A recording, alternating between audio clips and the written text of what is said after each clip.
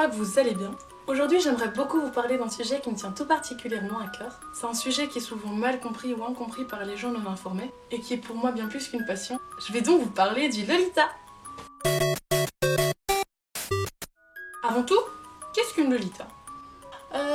C'est quand on se déguise en manga, et puis on rajoute un nœud pour être trop kawaii.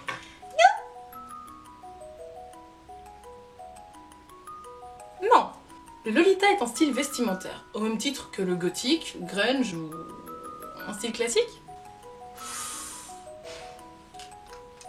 Le prochain qui dit que c'est un déguisement, je bute. Bon, forcément ça peut aussi devenir un style de vie, mais ça c'est autre chose. Le Lolita prend naissance dans le quartier japonais d'Harajuku vers 1980. Il s'inspire des courants baroque, rococo et victorien. Contrairement à la conception européenne d'une Lolita, celle-ci représente la pureté, la gentillesse, la douceur et l'innocence. C'est pourquoi dans certains sous-genres, on retrouve un côté très enfantin ainsi que des couleurs pastel. Il existe tellement de sous-genres du Lolita que je ne saurais pas tous les citer ici. Mais bon, comme je vous aime bien, je vais tout de même vous dresser un rapide portrait des sous-genres les plus courants. Pour commencer, le Sweet Lolita. Dans des tons doux, allant de rose à bleu en passant par le violet ou le rouge, il est très enfantin. Les robes sont généralement décorées de motifs mignons et les tenues agrémentées de quelques accessoires assortis. Le Gothic Lolita. Dans un esprit plus sombre, il conserve le côté dentelle et volant en étant bien moins enfantin que le Sweet. Le Classical Lolita. Plus mûr et plus sobre que les autres, il a une forte influence victorienne. Moins de froufrou, couleur plus crème, chocolat et vernis. Enfin, l'OTT. C'est un courant plus récent que les autres. C'est en fait un dérivé du Sweet Lolita.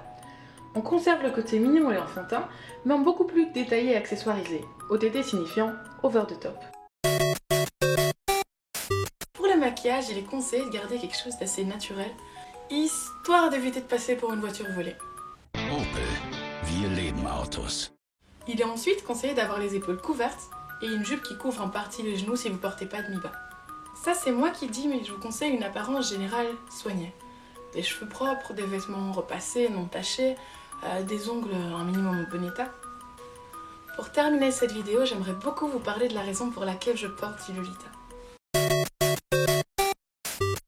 Personnellement, je le porte à peu près tous les jours. Que ce soit plus sweet, plus steampunk, on me demande généralement pourquoi je porte ce style. Je pense que chacun a des raisons différentes de porter son style. Pour ma part, je me sens plus jolie, plus féminine et ça me rend heureuse. Et voilà, c'est déjà la fin de cette vidéo. Merci beaucoup de l'avoir regardée jusqu'au bout. Si vous voulez voir ma précédente vidéo, vous pouvez cliquer ici.